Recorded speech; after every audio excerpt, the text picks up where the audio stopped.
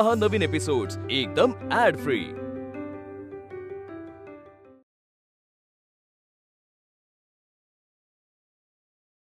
काय उडवणे शेठ, गुळाला भाव चांगला आलाय वाटतं। अहो गुळाचा काय घेऊन बसलायत गुलाबराव? आता चर्चा फक्त केसरीकारांचीच। हे मात्र खरं बोलला तर गणपतराव, केसरीकारांनी धाडसच दाखवलंय बुवा। हो, पण सुरुवातीला वाटल्याप्रमाणे हा खटला, हा सूर्य, हा जयद्रथ असा संपलेला नाहीये। आज काय राजाची साक्ष, मग नोकराची साक्ष, तो सेनापती, हा तज्ञ, चालूच आहे मारुतीच्या शेपटीप्रमाणे। कोणी कारकून, कोणी दिवाण, चालूच आहे। हे सगळं करायचं म्हणजे खर्चही दांडगा येत असेल नाही? अहो ते केसरी आणि मराठाचे मालक आहेत, त्यांना कसली भ्रांत?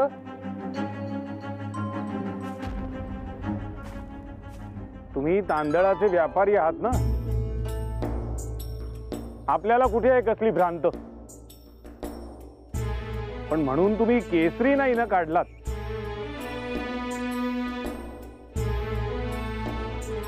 अहो शेठजी, आपण या या।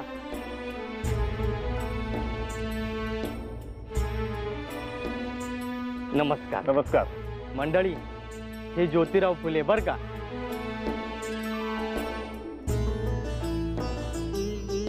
बस, हे बांधकाम व्यावसायिक तर आहेतच, पण यशस्वी व्यापारी, उद्योगपती आणि नामवंत शेतकरी सुद्धा आहेत। स्त्रियांसाठीच्या शाळा देखील यांनीच सुरू केल्या आहेत। अहो यांना कोण नाही ओळखत, बरंच ऐकलंय यांच्याविषयी, आणि आज प्रत्यक्षात भेटण्याचा योगही आलेला आहे। अलभ्य लाभच म्हणायचा। बोला शेठजी, कसे काय येणे केले?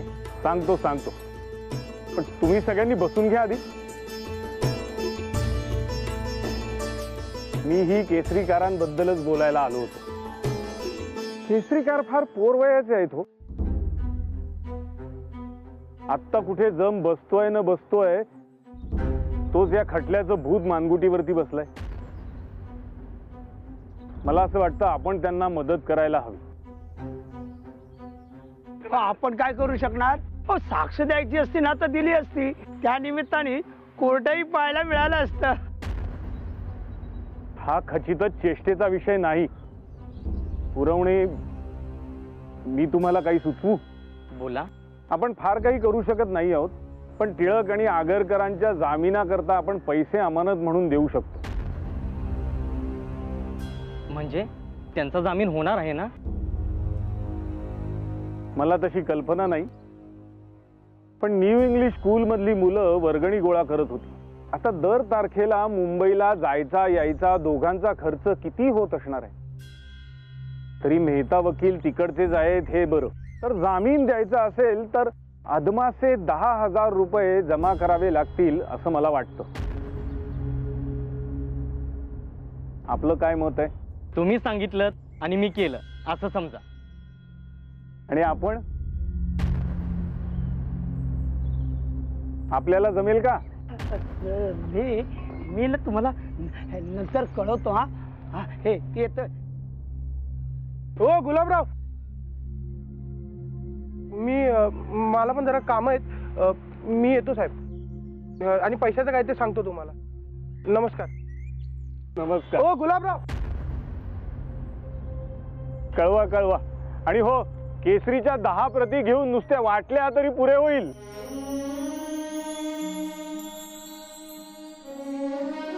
बघितलं तुरवणे, हे पुण्यातले गृहस्थ, कुणी नुसतं आग जरी म्हटलं तरी पार्श्वभागाला पाय लावून पळत सुटतील।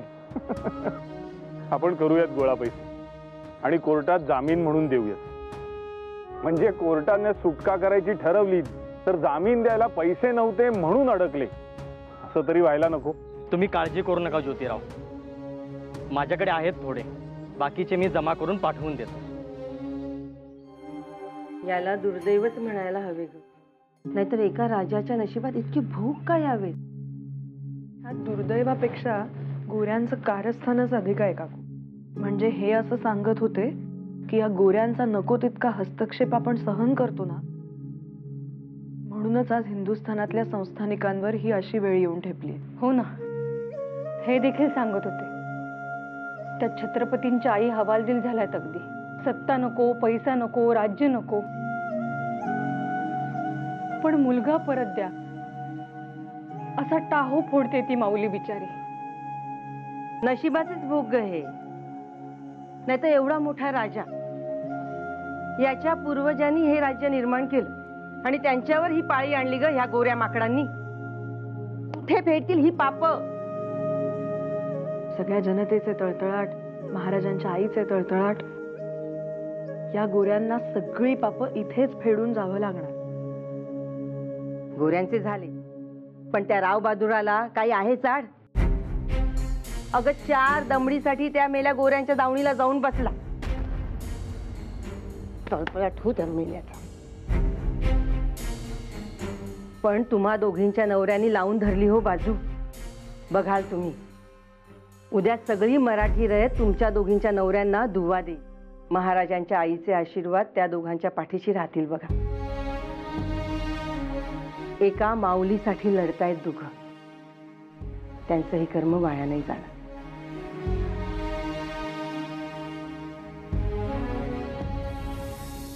कोल्हापुरातल्या छत्रपती महाराजांना आता पुण्यात आणणार आहेत आणि इथून पुढे आता त्यांना लंडन किंवा एडनला हलवण्यात येणार आहे. एडन म्हणजे फडके गुरुजींना नेलंय तेच ना? तिथल्या तुरुंगात फारच हाल करतात म्हणे. हाल तर झालेच, पण भयंकर उष्मा असतो तिथल्या हवेत. महाराजांचे काय हाल होतील देवच जाणे. पण आपल्या राज्यातून महाराजांना का बरं हलवतील? राजकारणातल्या गोष्टी आपल्या सामान्यांच्या डोक्याच्या पलीकडल्या, हेच खरं. आणि समजा महाराजांना लंडनला नेलं तर तिथलंही वातावरण त्यांना सोसवणार नाही, हेच खरं. मला तर निराळीच शंका येते. काय हो, तिथे महाराजांना नेलंच तर घातपात होणार नाही हे कशावरून? जरा बसून प्या शांतपणे.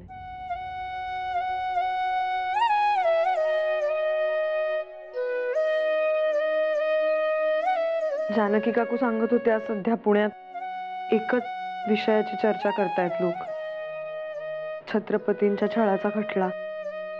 जिकडे पाहावं तिकडे हाच विषय. होय तर छत्रपती आहेत ते. कोणाचाही छळ करणं वाईटच, पण त्यात ते छत्रपती नाहक सामोरे जात आहे त्या छळाला. या सगळ्यावर अगोदरच चर्चा व्हायला हवी होती. बघूया आता, सगळं नेमल्यासारखं झालं तर महाराज त्यांच्या आईकडे परत जातील. लोक काही फक्त छत्रपतींच्या छळाबद्दलच बोलत नाहीयेत. काही लोक तोंड भरून केसरीकारांचं सुद्धा कौतुक करतायत. म्हणतायत की छत्रपतींच्या बाजूने केसरीकारांनी उभं राहणं हे फार कौतुकास्पद आहे. आणि त्या बर्वेंना कुणाचं पाठबळ आहे हे ठाऊक असताना छत्रपतींच्या बाजूने केसरीकारांनी उभं राहायचं हे खरोखरच वाखाणण्याजोगं आहे.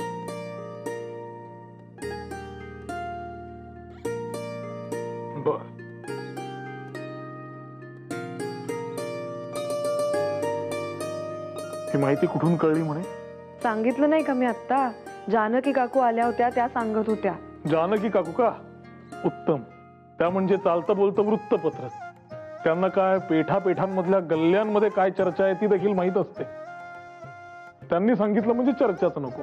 इतकी काही थट्टा नको ह्या करायला. आणि काय चुकीचं सांगितलं हो त्यांनी? आहेच की चर्चा छत्रपतींच्या छळाची आणि केसरीकारांची. अहो, मला तुमचा फार अभिमान वाटतो. हे देखील जानकी काकूच म्हणाल्या का? आता पहा, ही अशी थट्टा केली तर मी बोलायचीच नाही मग तुमच्याशी. माफ करा, पुन्हा अशी चूक आमच्या हातून होणार नाही. झालं. काय म्हणत होतीस? हे की मला तुमचा फार अभिमान वाटतो. बळवंतराव, ओ बळवंतराव. कोण? बोला. आबासाहेबांनी तुम्हाला तातडीने बोलवलंय वाड्यावर. इतक्या तातडीने काय काम काढलं आबासाहेबांनी? तुम्ही शांत व्हा आधी. आपण काढू ना यातनं काहीतरी मार्ग. अजून वेळ नाही गेलीये. आम्हाला कल्पना आहे, केवळ आम्हाला चांगलं वाटावं म्हणून आपण म्हणताय हे सगळं. एरवी हे प्रकरण आपल्या हातातून फार वेगानं निसटत चाललंय याची तुम्हालाही कल्पना आहे. दादासाहेब, आपण असं केलं तर आपण महाराणी सकवारबाईंना सांगावा धाडूया की हे दत्तक विधान आपण उलटवू. कसं काय बोलताय तुम्ही? दत्तक विधान रद्दबदलीचा प्रस्ताव त्याने काय साध्य होईल? आमच्या असं कानावर आलंय की त्यांचीही कोर्टात साक्ष उभी राहणार आहे. त्या जे बोलतील ते अतिशय महत्वाचं असणार आहे, कारण महाराजांच्या कायदेशीर आई आहेत त्या. बरं, मग त्याने काय होईल? त्या माधवराव बर्वेंनी त्यांच्या मनात काय भरवलंय हे आम्हाला कसं समजणार? आता साहेब, आम्ही किती निरोप धाडले त्यांना, आमच्याशी बोलणं तर दूर, आम्हाला भेटायलाही नकार दिला त्यांनी. आता याचा अर्थ आम्ही तरी काय समजायचा? आपण एक काम करा, आपण त्यांच्यापर्यंत हा एवढा निरोप पोचवा, त्यांना म्हणावं तुम्ही जे म्हणाल ते सगळं आम्हाला मान्य आहे, आम्हाला खरंच सगळं मान्य आहे, फक्त त्या माधवराव बर्वेंच्या तावडीतून आमच्या लेकराला वाचवा. त्या राजकारणापायी त्या निष्पाप जीवाचा बळी नको जायला.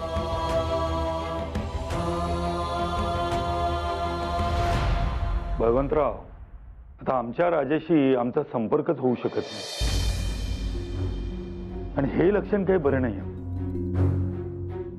हे कसं शक्य आहे? कारण त्यांना एडन किंवा लंडनला नाही तर नगरच्या किल्ल्यात घेऊन गेलेत. काय? अहो, किल्ला कसला, तुरुंगच म्हणा ना. आणि त्यांनी सगळ्या संस्थानिकांना असा निरोप पाठवलाय की खटल्यात बर्व्यांच्या विरोधात जो कोणी बोलेल तो महाराजांच्या मृत्यूला कारणीभूत असेल. हो, ही तर सरळ सरळ धमकी आहे. आपण ही गोष्ट कोर्टाला सांगायला हवी आबासाहेब, आणि हे जर आपण कोर्टात सांगितले तर बर्वेंवरील आरोप सिद्धच होतील. आपले काम सोपेच झाले म्हणा ना. नाही भगवंतराव, तुम्हाला वाटतं तेवढी ही सोपी बाब नाहीये. तुम्हाला काय वाटतं, हा जो काय निरोप आलाय हा आम्हाला सरळ शब्दामध्ये आला असेल? आणि खरंच जर तसं झालं असतं तर तुम्ही म्हणतात त्याप्रमाणे साक्षी देता आली असती. पण नगरचा किल्ला ही न बोलता देण्यात आलेली धमकी आहे, आणि हे समजण्यात की सुज्ञ आम्ही नक्कीच आहोत. बर्व्यांचे सरकारमध्ये इतके संबंध आहेत की ते कुठल्याही थराला जाऊ शकतील. अहो, तेच सांगण्याचा मी प्रयत्न करतोय. त्यांनी किल्ल्याची सुरक्षा व्यवस्था पूर्णपणे बदलली आहे. इतर देशी शिपाई तुम्हाला औषधाला सुद्धा बघायला मिळणार नाही. सगळे गोरे शिपाई जिथे पहारेकरी म्हणून नेमलेत. एक गोरा डॉक्टर असताना महाराजांना संतापाचे झटके यायचे. असं गोऱ्या शिपायांनी वेढल्यावर त्यांची काय अवस्था होईल याची कल्पना न केलेली बरी. ते तर झालंच. आणि तुम्हाला तर माहितच आहे की पेशवाईच्या काळापासून हा नगरचा किल्ला तुरुंग म्हणून वापरला जातोय. तिथे गेलेला माणूस जिवंत परत येणे म्हणजे मातब्बर गोष्ट आहे. आणि अशा ठिकाणी महाराजांना हलवलंय ही आम्हाला सगळ्यांना दिलेली धमकी आहे, निशब्द धमकी, जी आम्ही कुठेही सिद्ध करू शकत नाही. भगवंतराव, आम्हाला सगळ्यांना तर अशी भीती वाटते उद्या महाराजांच्या जीवाचं काही बरं वाईट झालं तर हे पाप आम्ही आमच्या शिरी घेऊ शकत नाही. आबासाहेब, भगवंतराव, आमच्या देखील मुसक्या बांधल्यासारखं झालंय. तर महाराजांच्या जीवासाठी हा अन्याय आम्हाला सहन करावाच लागेल. आम्हाला माफ करा, पण आम्ही साक्ष देऊ शकत नाही.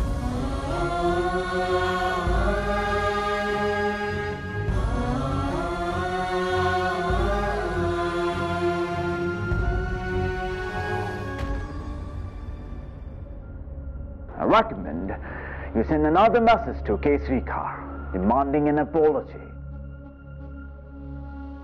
since they are left up with no options but to succumb to your desires. आताच्या घटकेला निकाल काय लागेल काहीच सांगता येत नाहीये.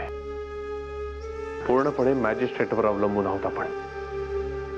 दोन्ही पक्षांना समान बळ आहे, पण आपण कोणत्याही क्षणी आपल्या बाजूने पारड झुकू शकतो. आणि या राव बहादूर बर्वेसाठी काहीच अशक्य नाहीये. काय वकील साहेब? Absolutely right. आणि राहिला प्रश्न माफीसाठी निरोप धाडण्याचा, तर हा रावसाहेब बर्वे एकदा केलेली गोष्ट पुन्हा कधीही करत नाही. बघालच तुम्ही. माफी स्वतःहून समोरून कशी चालत येते ते. ताई अहो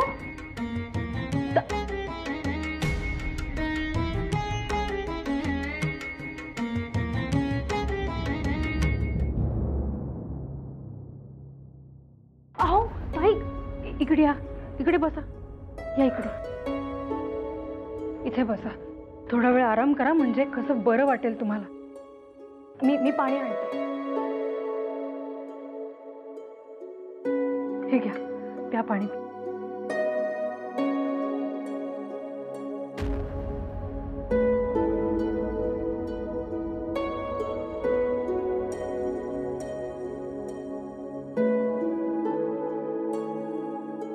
वहिनी ते रागवले आहेच मी काही आता बोलायचं नाही बाई तुमच्याशी. अहो ताई, अहो इतकी गोड बातमी का नाही सांगितलीत मला? अहो कसं सांगणार होते, म्हणजे तुम्ही इतकं सगळं करत होतात, देव करत होतात, उपास तपास करत होतात. तुमच्या सासूबाई रोज एक नवं व्रत सांगायच्या तुम्हाला, सगळं काही करत होतात. कसं सांगू, मनापासून सांगते, ही बातमी कळली ना तेव्हा सगळ्यात आधी धावत येऊन तुमच्या कानावर घालावी असं वाटलं होतं खरंच. ताई, अहो नसतं एकेकाच्या नशिबात. अहो पण ताई, ही बातमी सांगितल्यावर माझी दृष्ट लागेल असं वाटलं का हो तुम्हाला? काहीतरीच काय बोलताय, छे छे, हे असलं मनात सुद्धा आलं नाही माझ्या. वहिनी, माझ्या बाबतीत तुम्ही असा काही विचार कराल असं स्वप्नात तरी शक्य आहे का? मग मला खरंच असं काही सुद्धा वाटलेलं नाही. मग का नाही सांगितलं मला? आपल्या घरातलं वातावरण सध्या कसं आहे ठाऊक आहे ना तुम्हाला. हा खटला, त्या मागून आलेल्या सगळ्या आर्थिक विवंचना, म्हणून म्हटलं या सगळ्यातून जरा मोकळं झालं की मग सांगावं. बाकी खरोखर माझ्या मनात सुद्धा नव्हतं काही. खरंच ताई, आता नका विचार करू त्याचा. गेला माझा राग. चारी बाजूने कोंडी झालेली असताना ही बातमी म्हणजे आनंदाची झुळूक आहे हो ताई. आता विश्रांती घ्यायची, दगदग करायची नाही आणि जमेल तितका आराम करायचा. हा, नाहीतर रागे भरे ना मी.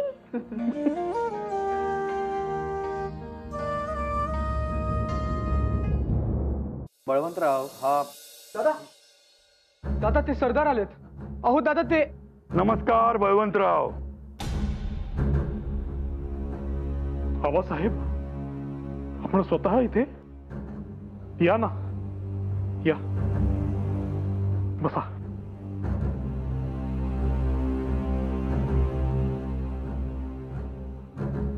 आपण स्वतः इथे कसं येणे केले? कामच तसं महत्वाचं आणि खाजगी होतं. आपण एकांतात बोलू शकतो का?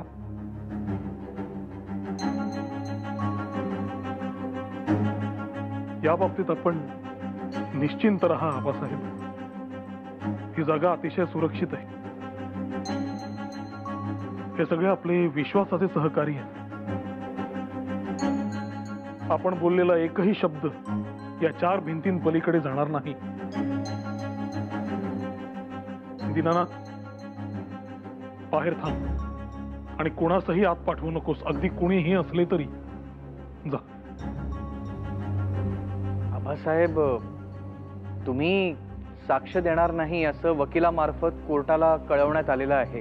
त्याच संदर्भात तुम्ही चर्चा करण्यासाठी आला असाल तर अगदी मनमोकळेपणाने करू शकता. नाही, तुम्ही कोर्टाला कळवलं ते ठीक आहे, पण काय? तुम्ही निसंकोचपणे बोला. मी आधी म्हटले त्याप्रमाणे इथला एकही शब्द बाहेर जाणार नाही याची खात्री बाळगा. बळवंतराव, मी दिलेलं पत्र तुमच्याकडे आहे ना? आहे तर.